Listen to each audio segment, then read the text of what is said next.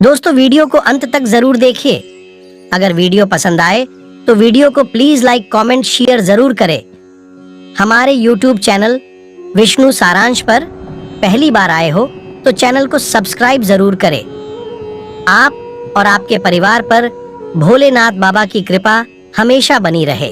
पूर्णमासी व्रत कथा। द्वापर युग में एक समय की बात है कि यशोदा जी ने कृष्ण से कहा, हे कृष्ण, तुम सारे संसार के उत्पन्नकर्ता, पोषक तथा उसके संहार करता हो। आज कोई ऐसा व्रत मुझसे कहो जिसके करने से मृत्युलोक में स्त्रियों को विधवा होने का भय न रहे तथा यह व्रत सभी मनुष्यों की मनोकामनाएं पूर्ण करने वाला हो।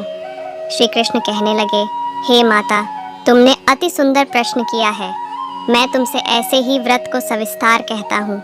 सौभाग्य की प्राप्ति के लिए स्त्रियों को 32 पूर्णमासियों का व्रत करना चाहिए। इस व्रत के करने से स्त्रियों को सौभाग्य संपत्ति मिलती है।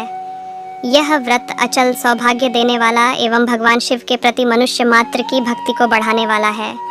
यशोदा जी कहने लगी, हे कृष्ण, सर्वप्रथम इस व्रत को मृत्युलोक में किसने किया था, इसके विषय में विस्तार पूर्वक मुझसे कहो। श्री कृष्ण जी कहने लगे कि इस भूमंडल पर एक अत्यंत प्रसिद्ध राजा, चंद्रहास से पालित अनेक प्रकार के रत्नों से परिपूर्ण कातिका नाम की एक नगरी थी। वहाँ पर धनेश्वर नाम का एक ब्राह्मण था और उसकी स्त्री अति सुशीला रूपवती थी। दोनों ही उस नगरी में बड़े प्रेम के साथ रहते थे। घर में धन धान्य आदि की कमी नहीं थी। उनको एक बड़ा दुख था कि उनके कोई संतान नहीं थी। इस दुख से वह अत्यंत दुखी रहते थे। एक समय एक बड़ा तपस्वी योगी उस नगरी में आया। वह योगी उस ब्राह्मण के घर को छोड़कर अन्य सब घरों से भिक्षा लाकर भोजन किया करता था। रूपवती से वह भिक्षा नहीं लिया करता था। उस योगी ने एक दिन रूपवती से भिक्षा न लेकर किसी अन्य घर से भिक्षा लेकर गंगा किनारे जाकर भिक्षान्न को प्रेम पूर्वक खा रहा था कि धनेश्वर ने योगी का यह सब कार्य किसी प्रकार से देख लिया। अपनी भिक्षा के अनादर से दुखी होकर धनेश्वर योगी से बोला, महात्मन, आप सब घरों से भिक्षा लेते हैं परंतु मेरे घर की भिक्षा कभी भी नहीं लेते, इसका कारण क्या है? योगी ने कहा कि निसंतान के घर की भीख पतितों के अन्न के तुल्य होती है और जो पतितों का अन्न खाता है वह भी पतित हो जाता है। चूंकि तुम निसंतान हो अतः पतित हो जाने के भय से मैं तुम्हारे घर की भिक्षा नहीं लेता हूँ। धनेश्वर यह बात सुनकर अपने मन में बहुत दुखी हुआ और हाथ जोड़कर योगी के पैरों पर गिर पड़ा तथा आर्तभाव से कहने लगा, हे महाराज, यदि ऐसा है तो आप मुझको पुत्र प्राप्ति का उपाय बताइए। आप सर्वज्ञ हैं, मुझ पर अवश्य ही यह कृपा कीजिए। धन की मेरे घर में कोई कमी नहीं, परंतु मैं पुत्र न होने के कारण अत्यंत दुखी हूँ। आप मेरे इस दुख का हरण करें, आप सामर्थ्यवान हैं। ये सुनकर योगी कहने लगे, हे ब्राह्मण, तुम चंडी की आराधना करो। घर आकर उसने अपने स्त्री से सब वृत्तांत कहा और स्वयं तप के निमित्त वन में चला गया। वन में जाकर उसने चंडी की उपासना की और उपवास किया। चंडी ने 16वें दिन उसको स्वप्न में दर्शन दिया और कहा, हे धनेश्वर, जा तेरे पुत्र होगा, परंतु वह 16 वर्ष की आयु में ही मृत्यु को प्राप्त हो जाएगा। यदि तुम दोनों स्त्री पुरुष 32 पूर्णमासियों का व्रत विधि पूर्वक करोगे तो वह दीर्घायु होगा। जितनी तुम्हारी सामर्थ्य हो आटे के दिए बनाकर शिव जी का पूजन करना, परंतु पूर्णमासी को 32 जो जाने चाहिए। प्रातःकाल आने पर इस स्थान के समीप ही तुम्हें एक आम का वृक्ष दिखाई देगा। उस पर तुम चढ़कर एक फल तोड़कर शीघ्र अपने घर चले जाना। अपनी स्त्री से सब वृत्तांत कहना। आरतु स्नान के पश्चात वह स्वच्छ होकर श्री शंकर जी का ध्यान करके उस फल को खा लेगी। तब शंकर भगवान की कृपा से उसको गर्भ हो जाएगा। जब वह ब्राह्मण प्रातःकाल उठा तो उसने उस स्थान के पास ही एक आम का वृक्ष देखा जिस पर एक अत्यंत सुंदर आम का फल लगा हुआ था। उस ब्राह्मण ने उस आम के वृक्ष पर चढ़कर उस फल को तोड़ने का प्रयत्न किया, परंतु वृक्ष पर कई बार प्रयत्न करने पर भी वह न चढ़ पाया। तब तो उस ब्राह्मण को बहुत चिंता हुई और विघ्न विनाशक श्री गणेश जी की वंदना करने लगा। हे दयानिधे, अपने भक्तों के विघ्नों का नाश करके उनके मंगल कार्य को करने वाले, दुष्टों का नाश करने वाले, रद्दी सिद्धि के देने वाले, आप मुझ पर कृपा करके इतना बल दें कि मैं अपने मनोरथ को पूर्ण कर सकूं।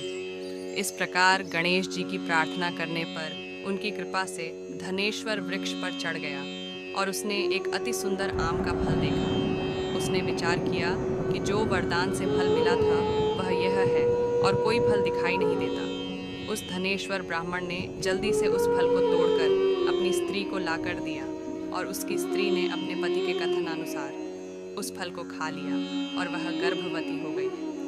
देवी जी की असीम कृपा से उसे एक अत्यंत सुंदर पुत्र उत्पन्न हुआ, जिसका नाम उन्होंने देवीदास रखा। माता पिता के हर्ष और शोक के साथ वह बालक शुक्ल पक्ष के चंद्रमा की भांति अपने पिता के घर में बढ़ने लगा। भवानी की कृपा से वह बालक बहुत ही सुंदर, सुशील और विद्या पढ़ने में बहुत ही निपुण हो गया। दुर्गा जी की आज्ञा अनुसार उसकी माता ने 32 पूर्णमासी का व्रत रखना प्रारंभ कर दिया था, जिससे उसका पुत्र बड़ी आयु वाला हो जाए।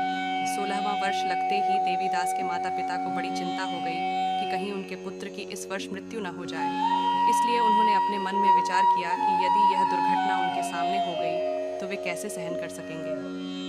अस्तु उन्होंने देवीदास के मामा को बुलाया और कहा कि हमारी इच्छा है कि देवीदास 1 वर्ष तक काशी में जाकर विद्याध्ययन करे और उसको अकेला भी नहीं छोड़ना चाहिए, इसलिए साथ में तुम चले जाओ और 1 वर्ष के पश्चात इसको वापस लौटा लाना। सब प्रबंध करके उसके माता पिता ने काशी जाने के लिए देवीदास को एक घोड़े पर बैठाकर उसके मामा को उसके साथ कर दिया। किंतु यह बात उसके मामा या किसी और से नहीं कही। धनेश्वर ने सपत्नीक अपने पुत्र की मंगल कामना तथा दीर्घायु के लिए भगवती दुर्गा की आराधना और पूर्णमासियों का व्रत करना आरंभ कर दिया। इस प्रकार बराबर 32 पूर्णमासी का व्रत पूरा किया। कुछ समय पश्चात एक दिन वह दोनों मामा और भांजा मार्ग में रात्रि बिताने के लिए किसी ग्राम में ठहरे हुए थे। उस दिन उस गांव में एक ब्राह्मण की अत्यंत सुंदरी, सुशीला, विदुषी और गुणवती कन्या का विवाह होने वाला था। जिस धर्मशाला के अंदर वर और उसकी बारात ठहरी हुई थी, उसी धर्मशाला में देवीदास और उसके मामा भी ठहरे हुए थे। संयोगवश कन्या को तेल आदि चढ़ाकर मंडप आदि का कृत्य किया गया तो लग्न के समय वर को धनुर्वात हो गया। अस्तु वर के पिता ने अपने कुटुंबियों से परामर्श करके निश्चय किया कि यह देवीदास मेरे पुत्र जैसा ही सुंदर है, मैं इसके साथ ही लग्न करा दूं और बाद में विवाह के अन्य कार्य मेरे लड़के के साथ हो जाएंगे। ऐसा सोचकर देवीदास के मामा से जाकर बोला कि तुम थोड़ी देर के लिए अपने भांजे को हमें दे दो, जिससे विवाह के लग्न का सब कृत्य सुचारू रूप से हो सके। तब उसका मामा कहने लगा कि जो कुछ भी मधुपर्क आदि कन्यादान के समय वर को मिले वह सब हमें दे दिया जाए, तो मेरा भांजा इस बारात का दूल्हा बन जाएगा। यह बात वर के पिता ने स्वीकार कर लेने पर उसने अपना भांजा वर बनने को भेज दिया और उसके साथ सब विवाह कार्य रात्रि में विधि पूर्वक संपन्न हो गया। पत्नी के साथ वह भोजन न कर सका और अपने मन में सोचने लगा कि न जाने यह किसकी स्त्री होगी। वह एकांत में इसी सोच में गर्म निश्वास छोड़ने लगा तथा उसकी आंखों में आंसू भी आ गए। तब वधू ने पूछा कि क्या बात है, आप इतने उदासीन व दुखी क्यों हो रहे हैं। तब उसने सब बातें जो वर के पिता व उसके मामा में हुई थीं उसको बतला दी। तब कन्या कहने लगी कि यह ब्रह्म विवाह के विपरीत हो कैसे सकता है। देव, ब्राह्मण और अग्नि के सामने मैंने आपको ही अपना पति बनाया है, इसलिए आप ही मेरे पति हैं। मैं आपकी ही पत्नी रहूंगी, किसी अन्य की कदापि नहीं। तब देवीदास ने कहा, ऐसा मत करिए, क्योंकि मेरी आयु बहुत थोड़ी है। मेरे पश्चात आपकी क्या गति होगी, इन बातों को अच्छी तरह विचार लो। परंतु वह दृढ़ विचार वाली थी। बोली कि जो आपकी गति होगी वही मेरी गति होगी। हे स्वामी, आप उठिए और भोजन करिए, आप निश्चय ही भूखे होंगे। इसके बाद देवीदास और उसकी पत्नी दोनों ने भोजन किया तथा शेष रात्रि वे सोते रहे। प्रातःकाल देवीदास ने अपनी पत्नी को 3 नगों से जड़ी हुई एक अंगूठी दी, एक रूमाल दिया और बोला, हे प्रिय, इसे लो और संकेत समझकर स्थिर चित्त हो जाओ। मेरा मरण और जीवन जानने के लिए एक पुष्प वाटिका बना लो, उसमें सुगंधि वाली एक नवमल्लिका लगा लो, उसको प्रतिदिन जल से सींचा करो और आनंद के साथ खेलो कूदो तथा उत्सव मनाओ। जिस समय और जिस दिन मेरा प्राणांत होगा, ये फूल सूख जाएंगे और जब ये फिर हरे हो जाएं, तो जान लेना कि मैं जीवित हूँ। ये बात निश्चय करके समझ लेना, इसमें कोई संशय नहीं है। यह समझाकर वह चला गया। प्रातःकाल होते ही वहां पर गाजे बाजे बजने लगे और जिस समय विवाह के कार्य समाप्त करने के लिए वर तथा सब बाराती मंडप में आए, तो कन्या ने वर को भली प्रकार से देखकर अपने पिता से कहा कि यह मेरा पति नहीं है। मेरा पति वही है जिसके साथ रात्रि में मेरा पाणी ग्रहण हुआ था। इसके साथ मेरा विवाह नहीं हुआ है। यदि यह वही है तो बताए कि मैंने इसको क्या दिया। मधुपर्क और कन्यादान के समय जो मैंने भूषणादि दिए थे उन्हें दिखाए तथा रात में मैंने क्या गुप्त बातें कही थीं वह सब सुनाए। पिता ने उसके कथनानुसार वर को बुलवाया। कन्या की यह सब बातें सुनकर वह कहने लगा कि मैं कुछ नहीं जानता। इसके पश्चात लज्जित होकर वह अपना सा मुंह लेकर चला गया और सारी बारात भी अपमानित होकर वहां से लौट गई। भगवान श्री कृष्ण बोले, हे माता, इस प्रकार देवीदास काशी विद्याध्ययन के लिए चला गया। जब कुछ समय बीत गया तो काल से प्रेरित होकर एक सर्परात्रि के समय उसको डसने के लिए वहां पर आया।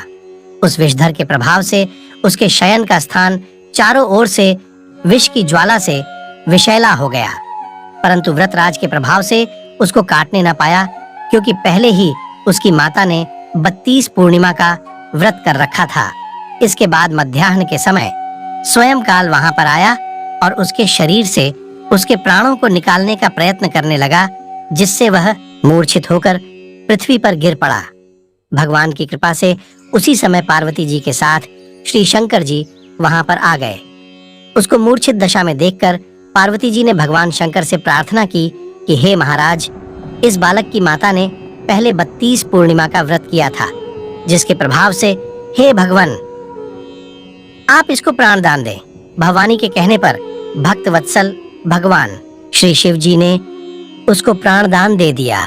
इस व्रत के प्रभाव से काल को भी पीछे हटना पड़ा और देवीदास स्वस्थ होकर बैठ गया। उधर उसकी स्त्री उसके काल की प्रतीक्षा किया करती थी।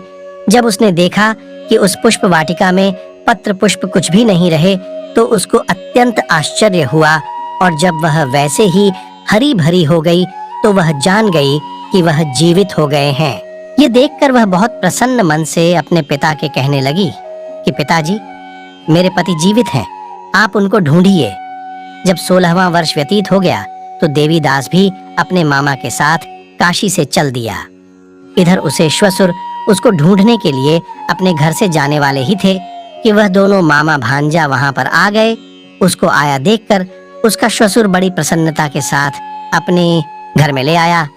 उस समय नगर के निवासी भी वहां इकट्ठे हो गए और सबने निश्चय किया कि अवश्य ही इसी बालक के साथ इस कन्या का विवाह हुआ था। उस बालक को जब कन्या ने देखा तो पहचान लिया और कहा कि यह तो वही है जो संकेत करके गया था।